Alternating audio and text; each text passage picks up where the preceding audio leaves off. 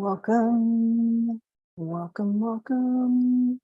You're live on Rumbus Healing Arts. All right, I'm Cynthia Harrison from Rumbus Healing Arts for Temple Time, Mystic Ministry, and some musing. Some musing about this. All right. So,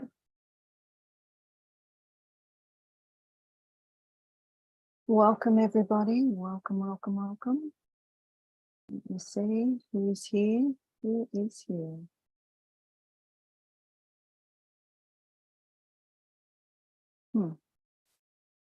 Why didn't that?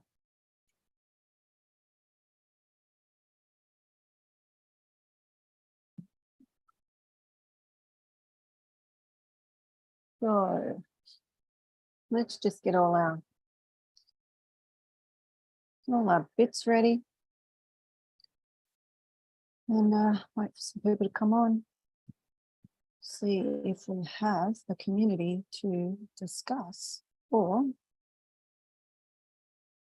I'm just going to go rogue.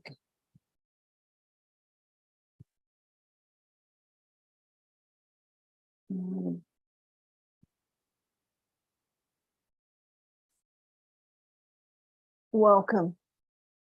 So I guess we'll start with the bell and see what happens there.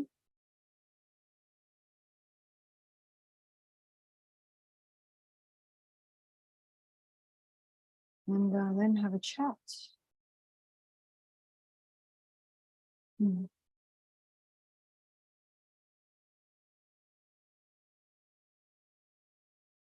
says it's waiting for the host, but here I am. I'm the host. So why is it saying waiting for the host? So I can see some of you on Facebook. And I really want to get it onto here, but it won't let me. All right, chat. Let's see. I'm just going to write hi and see if we can see it. So who's on today? Who's watching? I can see a few people coming on. And, oh, there we go. All right, so the chat's now working. What are we going to do? I just rushed on. Wow, rushed 15 minutes ago. I just finished my my Hebrew, biblical Hebrew. I learned all sorts of interesting things about the land and the place and Aramaic and Hebrew and English and all sorts of things. Who is here? Who's that? Shiralinda. Shiralinda, hey, how you doing? All right. Well, I guess who's here is who we're rolling with. So I'm here in Hawaii. I am obviously not from here, from Australia. I am Australian. Yes, I know, don't hold it against me. And so it is mighty warm here in this little room. I was sitting outside, but it's too windy. So say hello. And if you're, hey, Lisa, and if you've been around for a while, some of you might be new, been around for a while, or if you heard what I was talking about last week, actually Tuesday, and you've got questions or comments around that, let me know. The more you comment and speak, the thing is, it was awesome on Tuesday because the restream, I could see more. Embed stream setting. Not sure why that won't show me, but I'm not going to waste any more time because it's too darn hot. And if you're not showing up, then I'm going to do a quick one and go. But thank you for those of you who are here. But these are for you. I don't need this. So what do you want? How do you want this? What are you here for? Did you just trip over and find this stream? How you doing? We'll check every now and then for the multiple screens here. So I'm just checking through Zoom to see if anyone's coming on the Zoom. Anyone else there? All right, so what are we going to do? Let me just bring myself here. So you could do that too, just bringing yourself back. Let's talk a little soul, hey? Let's talk a little soul. So because I can't see who you are, you either have to tell me, or I guess you can sit back and listen, observe how these work is when you interact.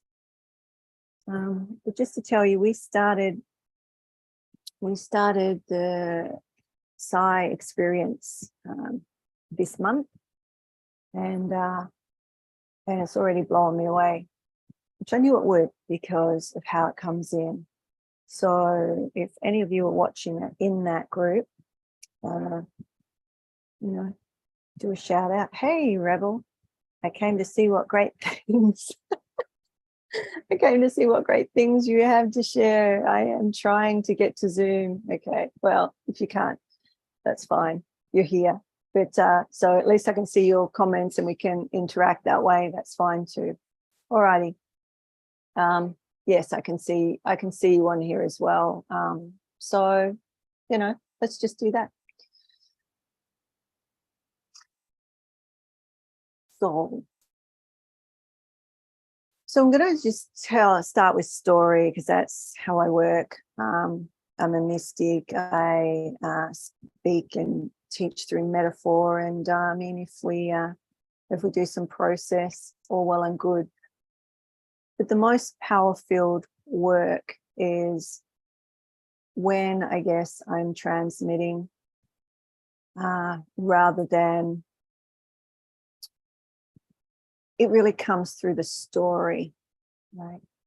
And that's how it's worked for many years. So I tended to tell story, and the stories are generally around direct experience of mystical experience or the teachings or outcomes that myself or students have experienced, and just sort of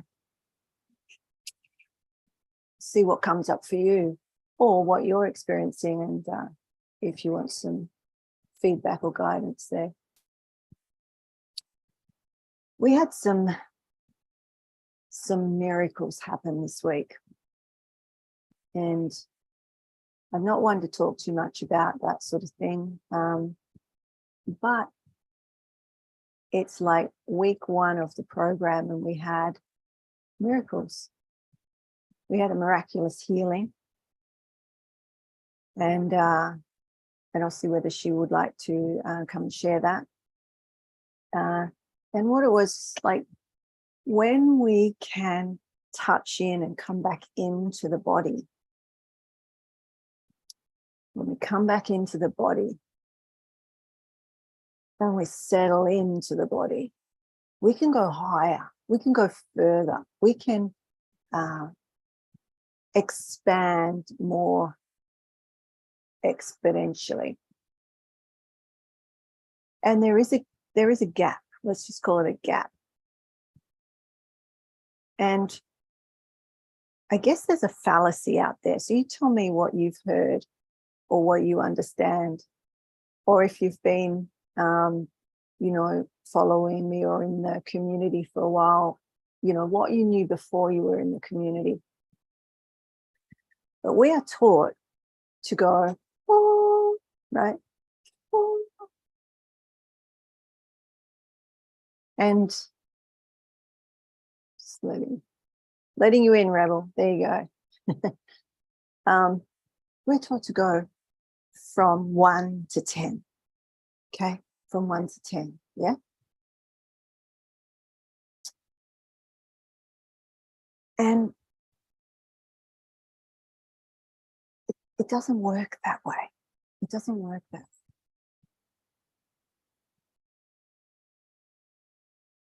When we're going out to a God or the beloved or Hashem or Supreme Source Conscious or to the angels or to the deities or whatever you're moving out to, or even to your loved ones, you're going out, you're going away. And so often we talk about coming back in, right? Coming back in.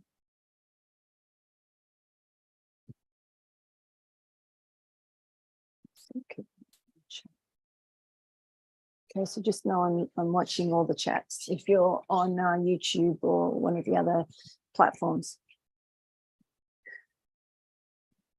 So the work, if you don't know what we do, everything I do is about conscious evolution, conscious creative evolution of the human as a species. And all the programs and all the talks and everything we interact with is to assist you to bring that into your everyday life. So it's not something separate or reserved for Sunday mornings or one moment a week. Lisa's saying she loved breathing the soul back in. Have you been practicing that? Because that is one of the techniques that will assist you if you do it regularly. And this will help you understand. So this is a little bit more of the theory, I guess, to those practices. And every practice that I take you through has enormous amounts of theory and understandings and knowings behind it, which is what I'm finding in the program. This new one, there's so much information that I'm working out new ways constantly how to share that without overwhelming or too much coming in. So now I'm developing the manual in a different way so that when we're live together, we're going through the processes and going deep into your own work. And that's why we're getting the miracles. That's why we're getting the shifts. That's why it's happening so quickly. So I've asked the ladies to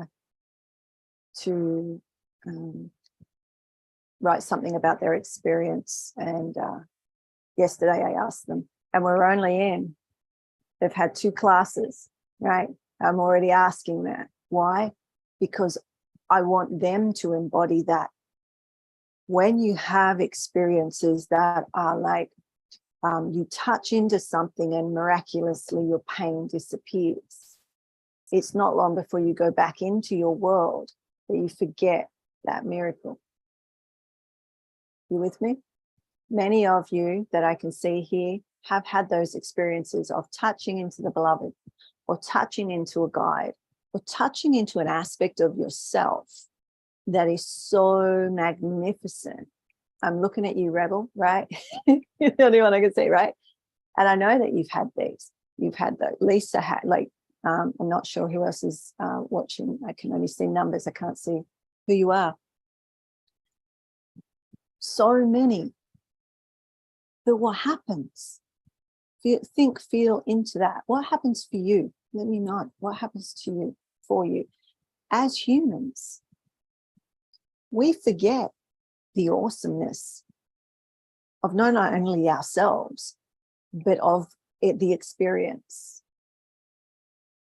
And, you know, there's copious amounts of research on what we do remember. And we tend to remember the not so good or the uncomfortable stuff or the, you know, unless it smacks you in the face, like when you first met the beloved, like had that direct connection, that mystic direct connection, right? But even that, students have had that. I take them into that in the one-to-one mentoring.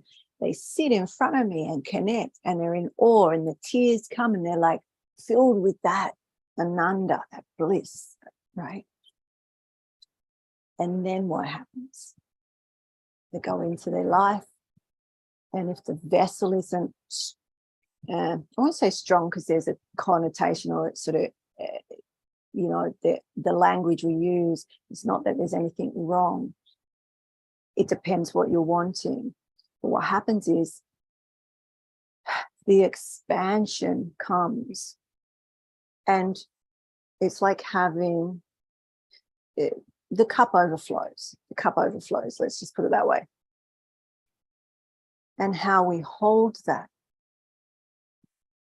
So this sort of links into what I was contemplating for, you know, a mentoring session I've got coming up. Is just around the soul body, and that is number one. And some of you were on the microdose of Psi, which we talked about the one. So the one is the soul body, the coming in, the dot, right? And everything is about coming back to that dot, that one.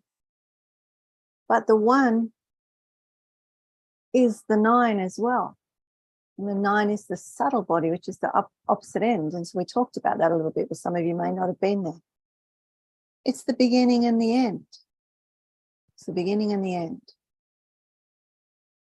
Right? The coming in and the going out. Coming in and the going in. And that's why they're connected, because the paradox of the two. You know, the you know, one end and the other end. What do I want to tell you about that? I've always experienced it as, you know, who I am, not this body, but who I am, the infinite self, as the tip of the tip of the tip of the iceberg upside down. So the triangle, right? Tip of the tip of the tip. And majority of humans, so I'll give you some stats. The majority of humans are like 30 to 40, 20 to 30% soul. Many only 20. Meaning the soul comes in at birth, right? Soul body comes in at birth. At a particular time in birth, but that's another story. It's not immediately at conception, okay? And we're closest to the beloved at that time. We still have that connection there. You know that you look into a child's eyes, right? You feel that. But over time, what happens? So Lisa mentioned, you know, bringing the soul back in, or breathing the soul back, right? Why do I teach you that? Why do I teach you things like that? For these reasons. Remembering, pulling the aspects of the self back together. That is number one. The foundation, pulling all the pieces of yourself, coming back to the point, the one, to be able to make that choice to say, okay, what's my next step? Now, why do we have miraculous experiences in the program of number one when we're only halfway through that module of one? Because we looked at the fear. We looked at survival fear. Number one, you come in and you're embodied, well, you're not fully embodied. You're a percentage embodied, soul embodied, right? The work I do is awakening, ascension, descension, soul embodiment, right? It'll start to make more sense, the language I've used for the last 15, 20 years, right? Breathe. Just breathe it. As you breathe it, stay here, stay here. You've all heard this in many different ways. I'm assisting you to remember, that's it. that as we come in, we get caught up in the external world, the illusion, the people. We, go to school, we go to all of these culturally infused societal conditionings. Beautiful. It's not bad. It's not good. It's not bad. It just is. What we're bringing awareness to is how you stay connected while you're going through the motion of this earthling, right? This vessel, this journey. None of this is new. It's ancient stuff. I say the same thing in different ways over and over and over. The thing is that we don't remember. We forget. We have retrograde amnesia, meaning, we remember, certain things from years ago, but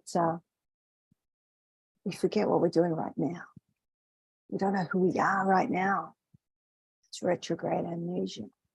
It's like we remember things, but it might be, for instance, I can remember songs. Someone will say, "Oh, do you remember that show?" And I'll straight away start singing the song, the full song, not just, little bits of it. I can tell you the words of it. That was my I worked in a factory at one, like a plant factory. So it was with nature, but it was gross anyway. When I was young, very young, and I would entertain the ladies with my songs. I would just be singing these, so just like, I didn't even watch the shows, but I knew the songs. So, you know what I mean? It's that sort of thing. Like, what? Why? I remember music and sound and pattern and certain things. But I may not remember your name or the place I was or things like that. Retrograde. It's like we remember some things and not others. We don't remember what's going on right now. Do you know whether your feet are flat on the floor or not? Or did you have to look? Where are your legs? Where are your hands? What's your body doing? Are you sitting up straight? Or do you have consciousness of how you are, how your physicality is? Or have you entered into this screen, into what's going on here? No judgment, just an awareness. Right? You start taking moments in time to go, where am I? Where am I? And what part of me am I talking about? Right? How conscious am I in this moment? I'm going to sit forward because this chair,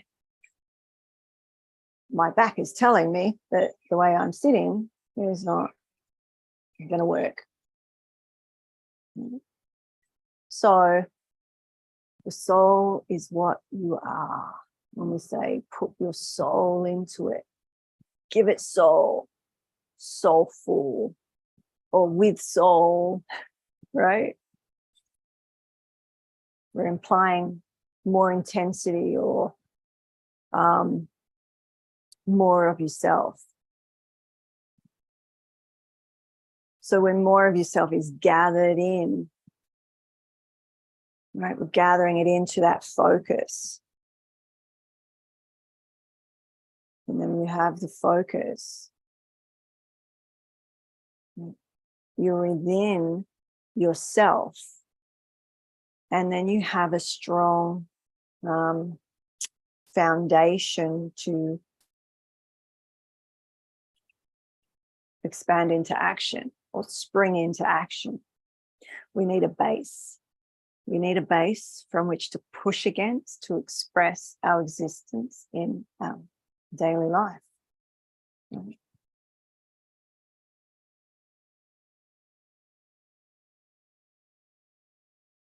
So when we say like a percentage, you might be partially internal and partially external.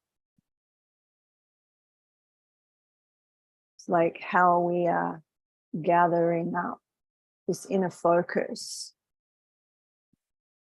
ultimately for the self-sustainability. So a self-sustaining being. How do you become a self-sustaining being? Right? And this is the individuation of the soul. The individuation of the soul. The convergence of our spiritual essence.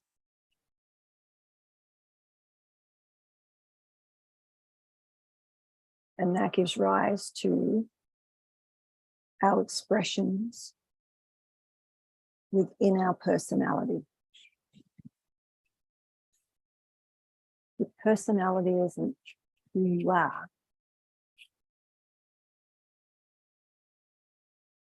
So soul is the number one. It's the seed of individuality and the individual.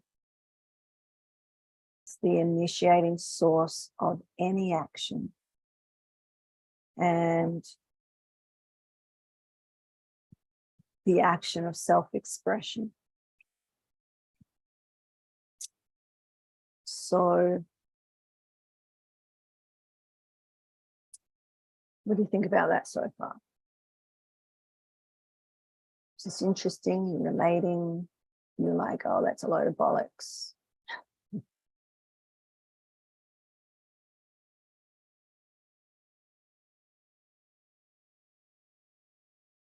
What about the energy of the soul being static? Dormant potential. Waiting for the right moment or environment to unfold. Unfolding. I'm always talking about the unfoldment of the, enfold, unfold.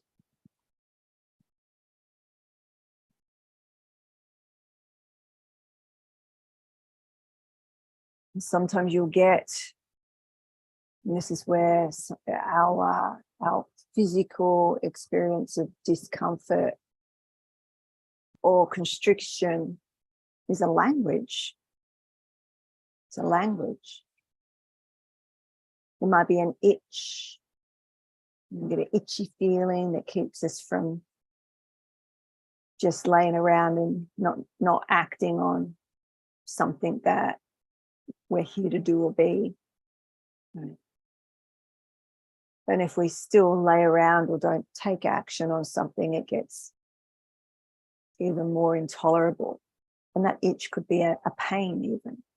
Like if you have a pain in your body, say, what's not being actioned? What fear is not being acknowledged? The body is speaking. And I say it starts to scream.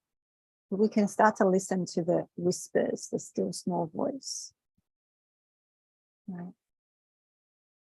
And if we do that, then that aspect of you, that infinite part of you, won't demand action to be taken through something that generally causes discomfort. Some might even say suffering. So this starting point, this potential start of any story or any journey, we talk a lot about things we intend to do but we may not follow through on. So just think about that. What is something, so we might as well do a little coaching while we're here, hey? Why not? So something that you've been wanting to do, or you feel that needs to be done. I need to do that.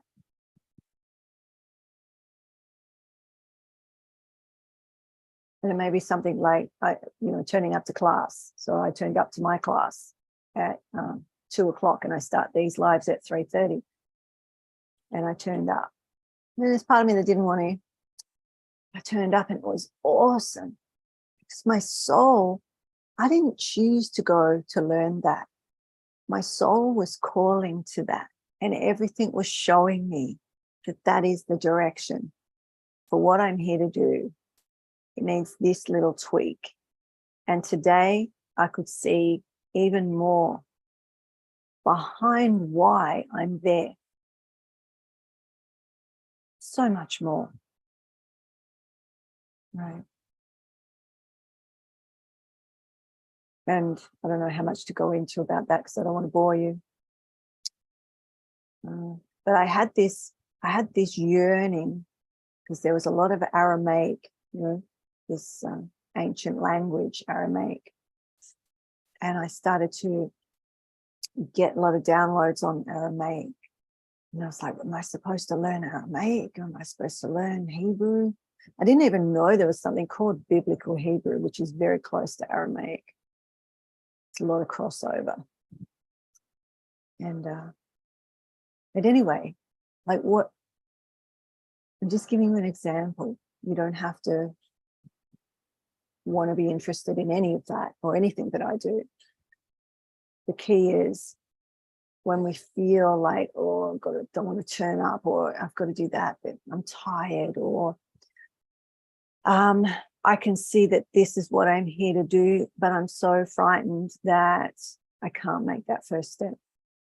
It could be something very small, like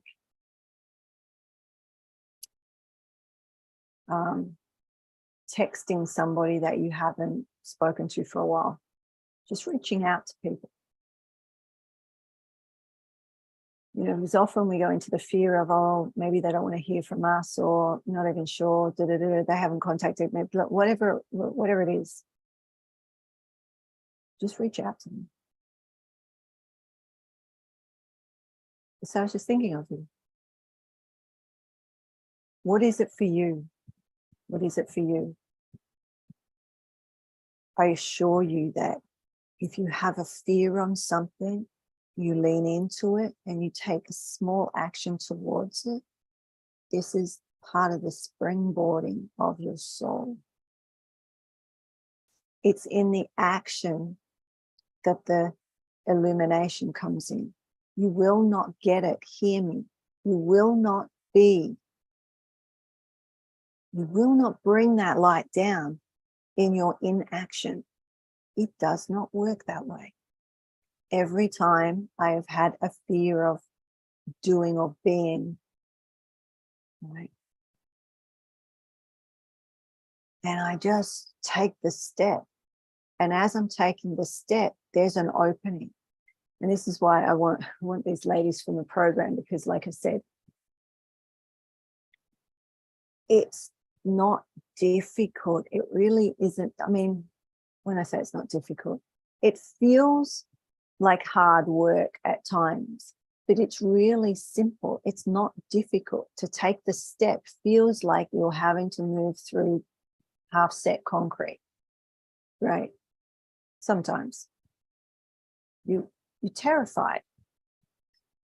If you can, so you can agree or disagree, and that's perfectly fine. This is how I live my life. That's how everything has manifested, everything just comes. Because I'm in action. I'm R-ing, my frequencies in action.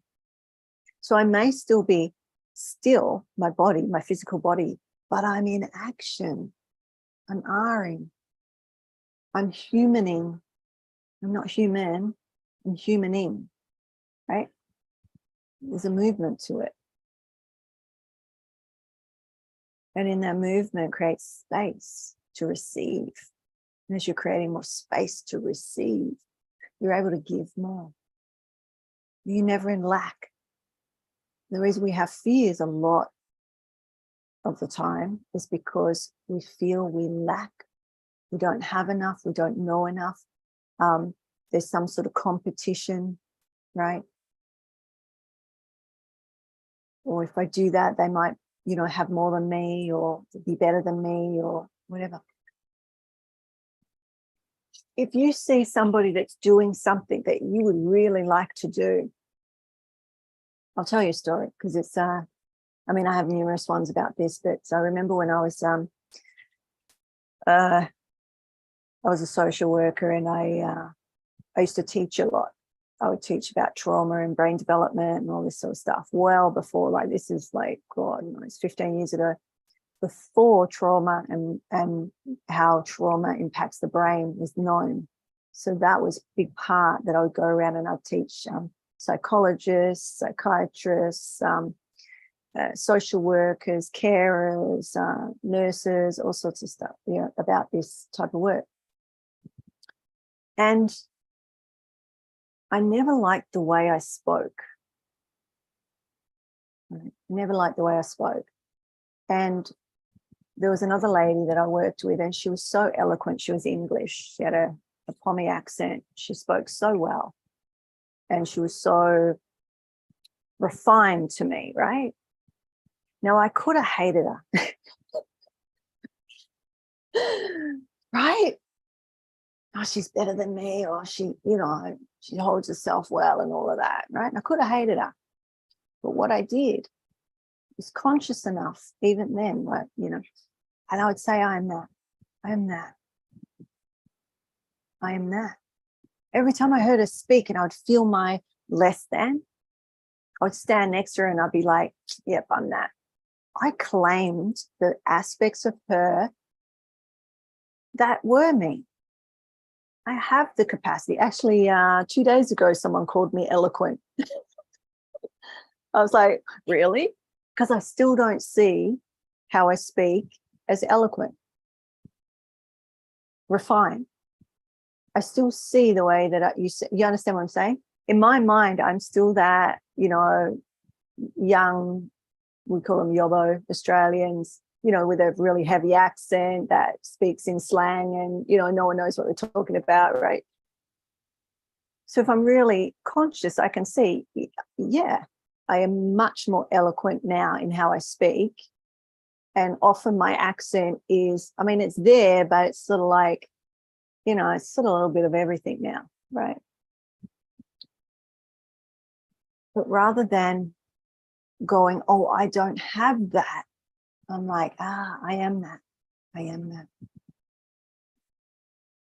And it's an old teaching. Like I said, I've been, it's one of the old evolver teachings, the I am and the I am not.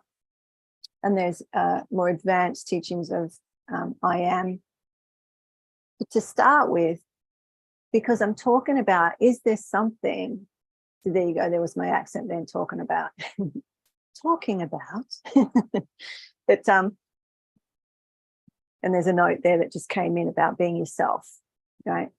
I'll tell you that story in a minute because it's been really clear lately too, and it may help you. Choose something. And when you feel less than, or someone's next to you, or even it might be because often when people are doing what you're doing or what you want to do and you feel that they're better than you, you'll have a little resentment. But what if you could shift that and be conscious that you see them in your field, therefore, right, you are that. Now you want to claim that for the awesome stuff. And you also have to claim that for the not so awesome stuff, right? And everything, good morning. And everything I was talking about now, so much has happened in the last few days. And it's gone from here to here. Like, so let me just tell you this. So I'm what we might call circular in the way that I think. So I'm taking this from many perspectives so that as many of you can get something from this. And it's not just one way of knowing or one way of learning, right? Oh, thanks. So I'm what's called a sparkly brain, right? I coined that term. So Tanya Darlin uses it now and she says, yes, Cynthia Harrison coined the term sparkly brain because it just means my brain works a little different. And in general education growing up, it was really difficult. Mainly because I missed a lot of school because I was in a coma and all that sort of stuff. Like I had my major sort of death experience at like 10. And, you know, so I missed a lot of school, could never catch up. No one helped me catch up. So I was always behind. And I had all this trauma, right? Trauma and brain development. The brain creates connections very differently. The brain dazzled. That's a Kylie word. So when I'm creating content, especially large programs with multiple parts, and I'm having to be linear and analytical and look at the research, and I do have a research background, you know, and when I go into that, you know, I'm in that, it's awesome, but that's not where I transmit. It's not where the transmissions come from. Do you get what I'm saying? For me to really be that conduit and transmit, it's finding the balance. I really don't like balance. Finding the equilibrium, there you go, right? The equilibrium, like that, Rebel, of the structure and the flow. And so that's been my lesson again recently, because I realized how much information and how much time I had put into the theory for the programs, and then showing up and being the flow and having that miraculous experiences for the people there. If I had have followed the structure, right, ABC 1 2 3, this is how it is, we're in this lesson, this is why we're here, da, da, da, da, da, da, the transmission would be lost to a degree. You with me? Is this helpful for anybody? Because I'm like just following my flow right now, and I'm like, okay, right. So I may be in my own head going, you need to be structured because people can't follow your circular way of sparkly brain downloads, right? So link that to, I speak differently when I was younger. Speak differently. No one understands you.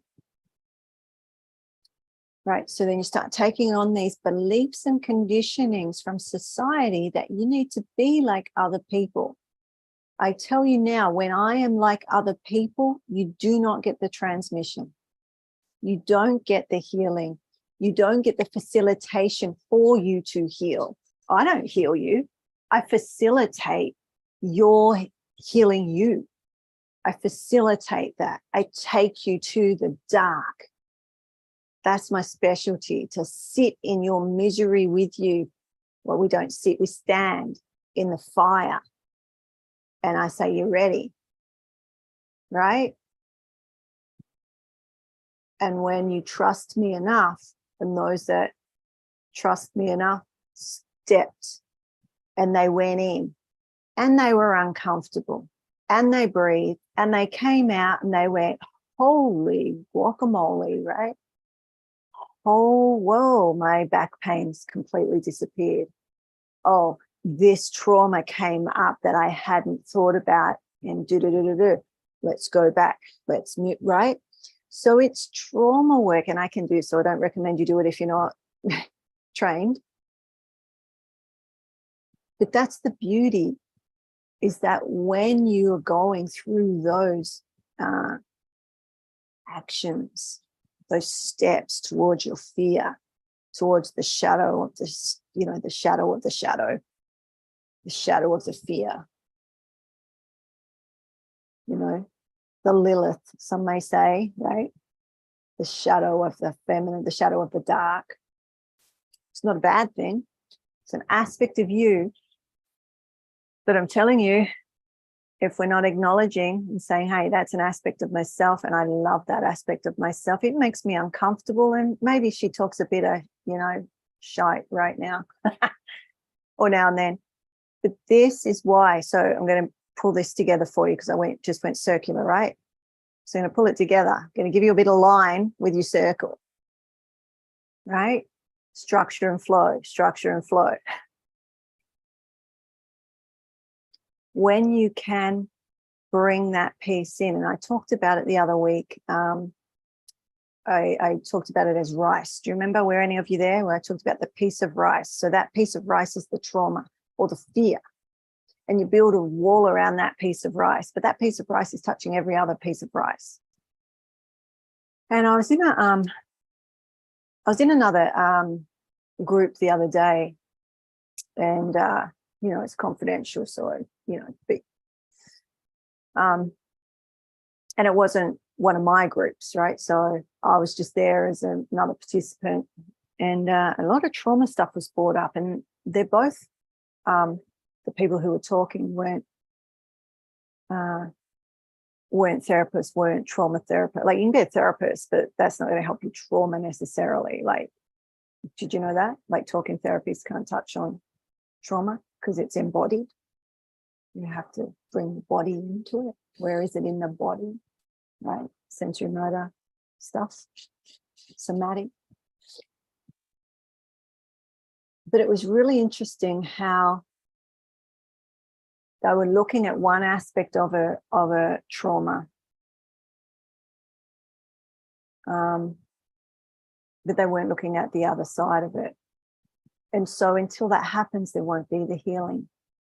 So I can't go into it too deeply, but how else can I put this? When you're looking at your light and all the joy and love, and you're not acknowledging the other side of that,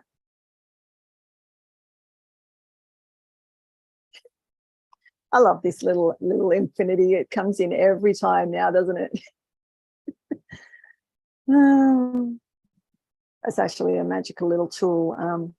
A friend of mine, Brian, made. He's a master in geometries, in making copper tools for health and wellness. But so what is it again? I'm asking again. If you were to look at, is there something that you want to move towards? And then what is it that's preventing that? And you will come up with a story. You will have a story. You will have a story. So if you want to share it, go right ahead. If you want to tell me privately, but what I find happens is people will tell me story, and I'll say, what's behind that? What's under it? And they'll tell me another story, and it goes on and on. So that's why having a mentor or a coach is helpful, or somebody that can help you with that. Or you could try to do it yourself and just write why, and just keep going as deep as you can to find out. Now, most fears go back to fear of survival, or the fear of love. Fear of your magnificence, fear of love, fear of survival. They're the two ends of the spectrum. But there's story that relates to different experiences along the way, right? And you may need to work at that one little piece. So it might be abandonment, right? It could be abandonment. It could be you know, put in ... where whatever yours is. It could be that everyone in your world, you just feel really disrespected, or you don't feel heard. No one's listening to you. You speak and you're not really feeling like you're heard or seen. You know, there's a million of them. Find yours. Spend the time to do that. Creativity is an awesome way of getting there, right? Oh, I'm going to launch this soon, but I'll just tell you while it came up. We are running a retreat, an online retreat at this point. it's not until April, but I will be putting out an early bird.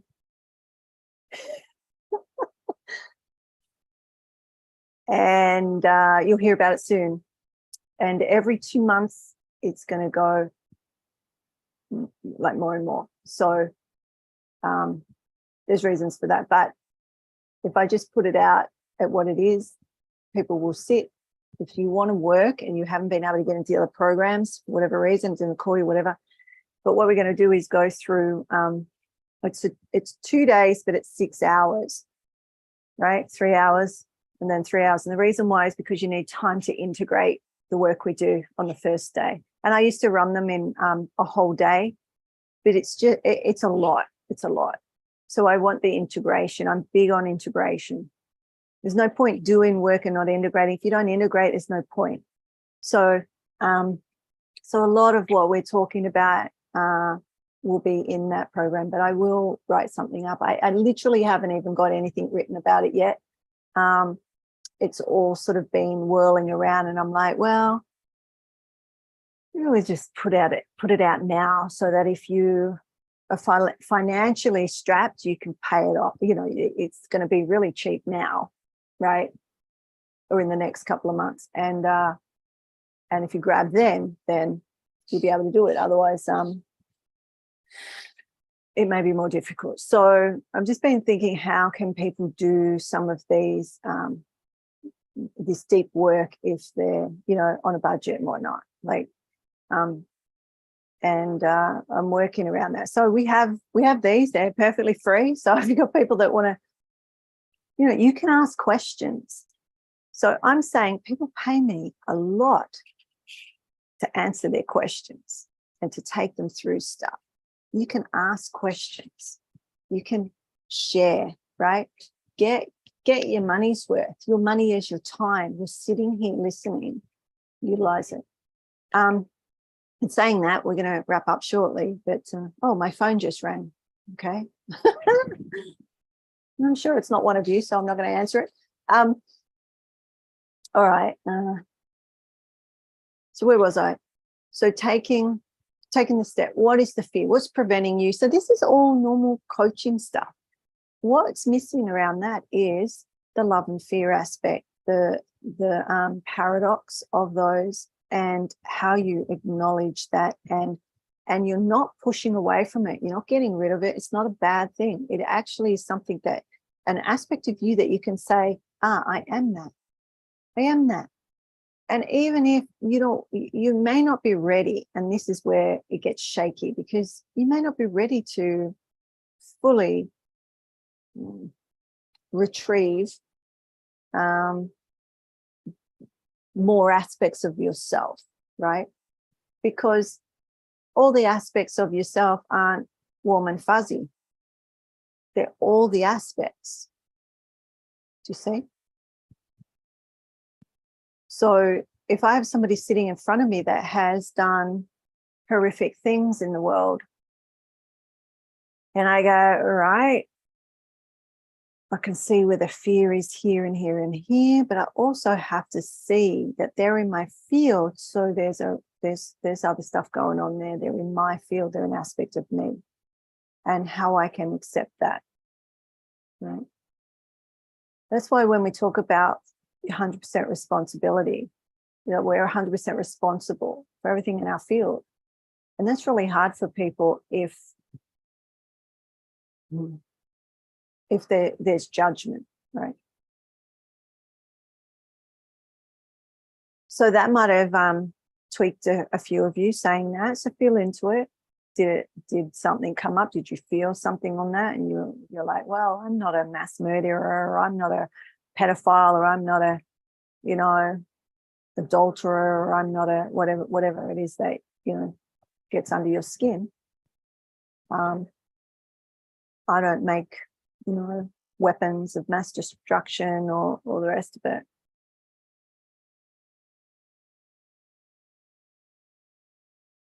Interesting contemplation, right?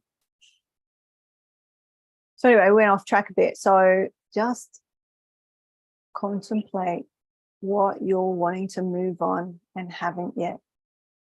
and be honest with yourself. Have some truth there. What is holding you back? What's held you back? What is holding you back? And when you think about that and you write it down and you don't feel it, keep going until you get a hit on it. Because as your body feels it, that's your nervous system hit, right? That's a fear. There it is. I feel the emotion coming up. That's it then. What is it? What is it? What is it? Write it down. Get some colors. Color it in. Dance with it. Move with it. However you want to integrate that. Breathe with it. Take it into the breath.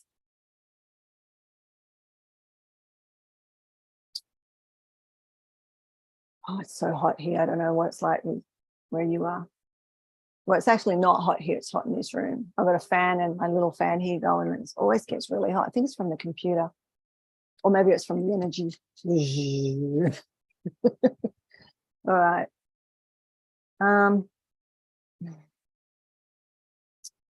What else do I want to say? What did I say that I hadn't finished? I hadn't put it around.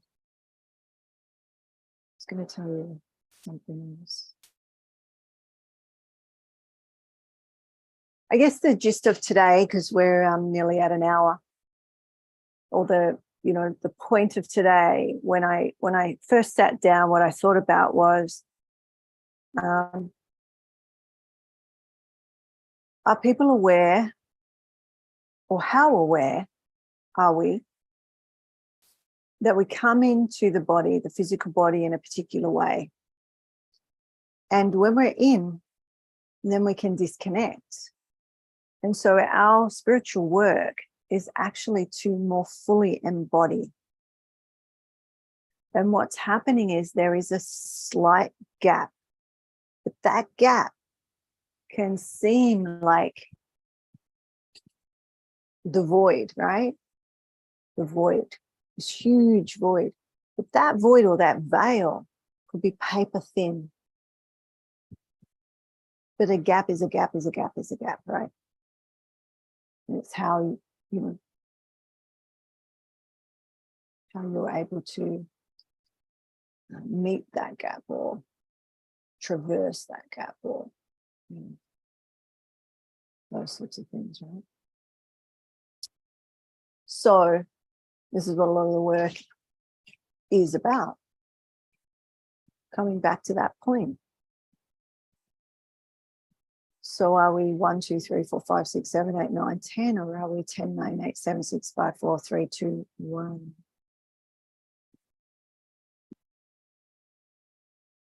And what gives us the velocity from the foundation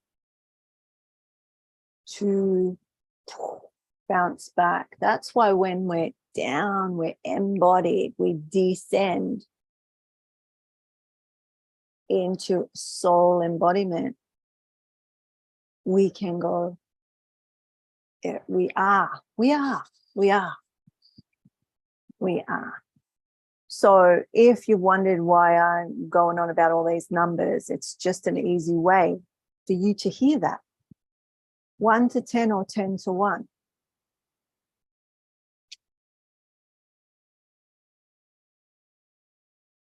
And all the numbers relate to a spiritual body.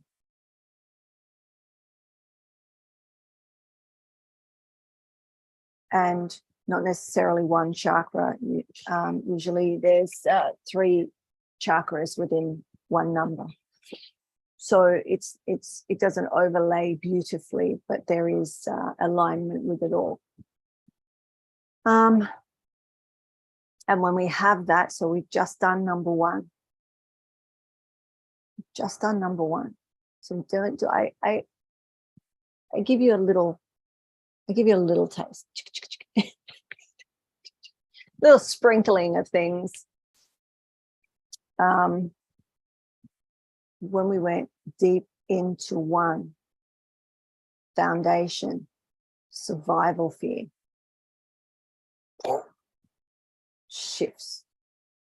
when the action was taken. Oh, hang on, I can see some comments.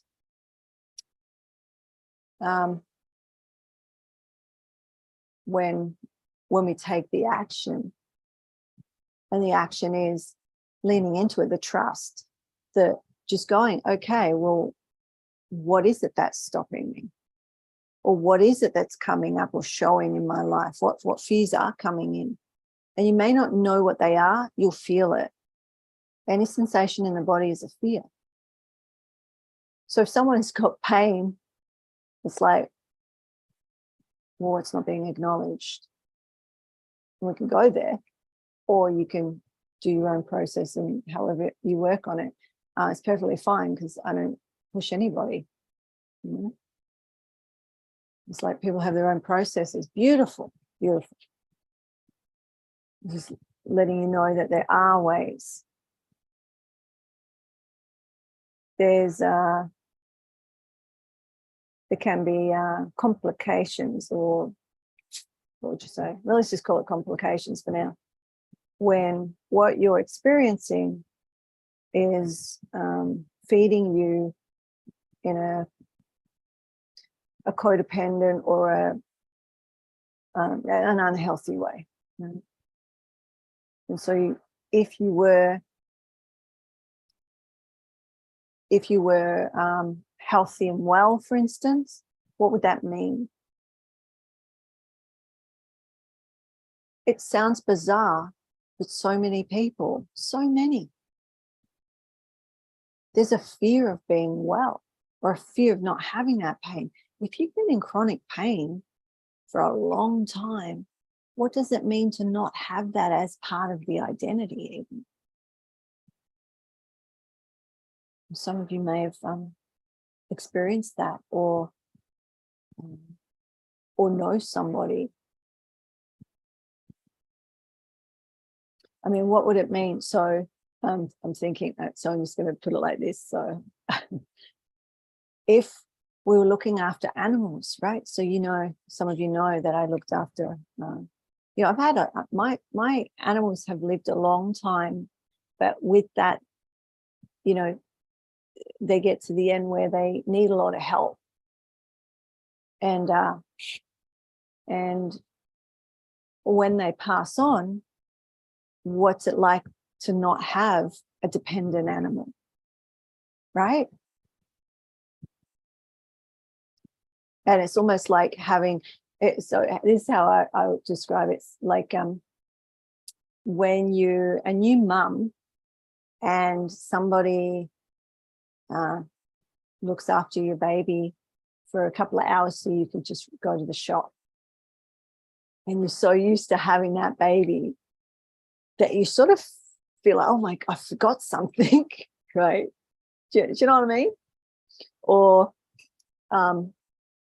we have this experience when I was in the army. We carry our backpacks or our webbing, like our equipment, and we carry it day upon day upon day out in the field. And when you were able to put it down, take it off, it was weird. It was just strange not to have that. You get used to it. Do you see where I'm going? We get comfortable in the discomfort. We adjust. We're amazing creatures. We adjust to our discomfort. And we become comfortable in the discomfort. So that could be a contemplation for you too. Is there a discomfort that we've actually we now tolerate? It's part of how it is. Another way of putting that is like I'm pretty much a jack of all trades. I can fit. My mum brought me up to. I can fix cut. Like I could service my own vehicles and change tires and do mechanics, and I've built motorbikes and all sorts of, like, I've built houses, I've cemented slabs, I've built farm fencing. I'm a jack of all trades. Like I can do lots, like literally. The only thing I really won't do is electricity, but my daughter's an electrician now, so there you go, we're covered. But my point is, that I would make do. I would sort of jimmy it up, we call it, like, we'd cut the ends of so an electrical cord. So if I'm in Australia and I come to America and it's a different cord, you can cut the cord. Don't do it. Please don't do it. And if you do it and you get electrocuted, it's not my fault. I'm just saying it publicly here, right? But these are the things we used to do. We just make do, right? It's sort of like being comfortable in the discomfort, like it's not being right, but you can make it work. Or when we renovate and we put this beautiful toilet in, but the flusher, I love that toilet. I still love that toilet. Anyway, but the flusher wasn't working properly. So I made a flusher and made do of it for ages because, it wasn't like something you can just go down the shop and get another like thing inside it. So I got some dowel, like some nice wood, because it was like a wooden toilet seat and all that, right? And it was like a flush that you pulled up. It was like a little, rather than push the button, it was this beautiful wooden knob that you pulled up. Like it worked. But what I'm saying is I made do. Do you get where I'm coming from? Where do you make do? Where do you sort of get around having to get something fixed? You just like, or it's, that's probably a bad example because that was pretty cool. I was quite proud of my invention. One that wasn't, right? So when I was really young, I had a Subaru. My mother-in-law, when she passed, I inherited it. It was an old Subaru, was rusty and all the rest of it, but it was an all-wheel drive and it was really cool. But what happened was when my kids were really little, we didn't have a lot of money, right? So I'd be driving along, and when you stopped at the traffic lights, the engine would stop because the fuel pump didn't work very well. So I would have to get out of the car, pop the bonnet, and with my screwdriver, tap the fuel pump so that I could start the car and drive off again, right? So we'd try and time the lights where I didn't have to stop, right? That's a good one. That's a good one. It's becoming comfortable with the madness of having to drive a car like that. And because I was in the Defence Force back then too, I had a sleeping bag in the back and a big bottle of water because we didn't have cell phones back then, right? And often I was on late night shift. So I'd come back at 2, 3 o'clock in the morning, and I live rurally. And so if my car stopped, I would have to sleep where it stopped, right? That's what I mean. Like I'm like, it's okay, I'll just sleep in the back and someone will see that I'm not home and come looking for me. I may do. I'm okay with discomfort. Just, am I making sense? Can you relate? I know they're weird stories, but can you relate to, is there somewhere in your life that something's not working well, but you're sort of jiggering it, so that it works? Because it'd take too much time I can't go without the car because I've got 2 little kids and I'm working, and and whatever. Right? Who's got something? Who's going to admit something? All right, let me read some of these comments because so I'm giving a lot away. Hope you appreciate me telling you all my secrets. I think it's quite funny actually now. I'm like, man, things we used to have to do because we didn't earn a lot of money, and a lot of you probably don't either. I still don't. What I get from a program has to last me a whole year, pretty much. See what I'm saying? So, and I remember when I bought my first car, it was a little 2-door. It was completely inappropriate, but I had saved $3,000. That was a lot of money back then. I had saved it, scrimped and saved it, and I bought a little. A friend of a friend was a mechanic and said there was this little car there and did want to have a look at it. And I needed a car, obviously, right? And it was this two-door, wasn't a Toyota. Anyway, it's very cute, but nothing flash.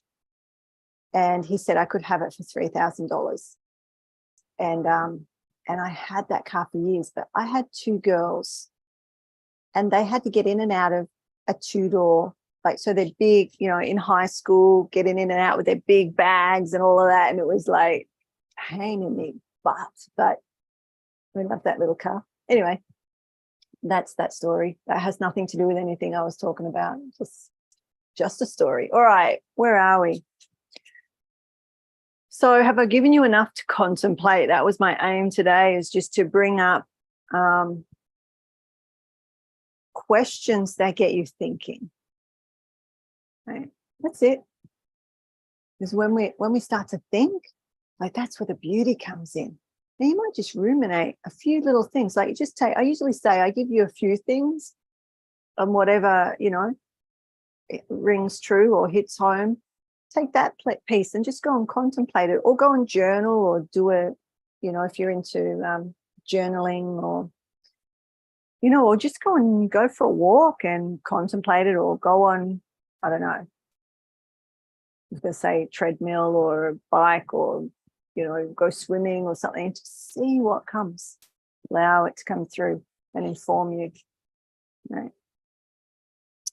All righty, I think we're going to go now. We're going to go for a swim because it feels like I'm in a sauna. But is there anything I actually wanted to tell you?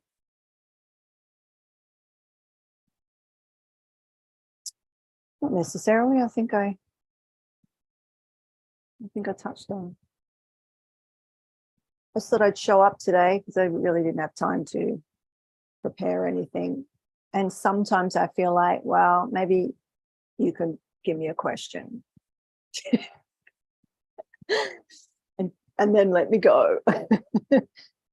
Pop it in there and let me go. It's like winding up, hey, Fee, winding up those wind up toys. You just wind me up and let me go and see what happens, what patterns I make. All right.